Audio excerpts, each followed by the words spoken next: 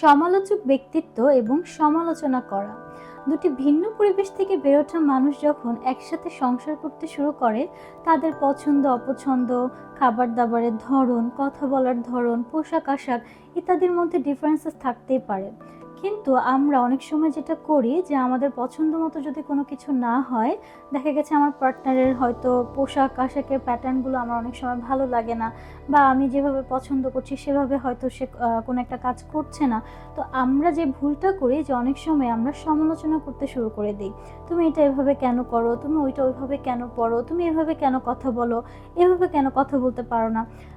এমনভাবে আমরা সমালোচনা করা শুরু করি যেন আমরা নিজের হাতে আমাদের পার্টনারকে গড়ে তুলতে চাই। কিন্তু এই বিষয়টা কিন্তু আসলে একেবারে সম্ভব না, কারণ আপনি এবং আপনার পার্টনার দুজন একটা ভিন্ন পরিবেশে বেড়ে উঠেছেন, তাই আপনাদের পছন্দ অপছন্দের মধ্যে, আপনাদের মতের মধ্যে অমিল থাকতেই পারে। আমরা যদি এ ধরনের কোনো মতবিরোধ বা অমিলের মধ্য দিয়ে যাই, তাহলে আমরা যেন ধৈর্য ধরে আমাদের পার্টনারের সাথে কথা বলে কিছু জিনিস আমরা পরিবর্তন করার চেষ্টা করতে পারি। তবে একেবারে আমার পার্টনারকে কিন্তু গোড়া থেকে পরিবর্তন করে ফেলা সম্ভব নয়।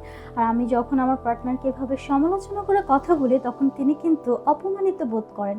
আর অপমান কিন্তু একটা সম্পর্কের মধ্য থেকে শ্রদ্ধাবোধ দিনে দিনে সরিয়ে ফেলে এবং সম্পর্কটা কিন্তু অনেক খারাপ হয়ে যায়। তাই আপনি যদি আপনার পার্টনারের সাথে এভাবে ক্রিটিসাইজ করে কথা বলে থাকেন, তাহলে আপনার অবশ্যই জায়গাটাতে একটু সচেতন হওয়া প্রয়োজন।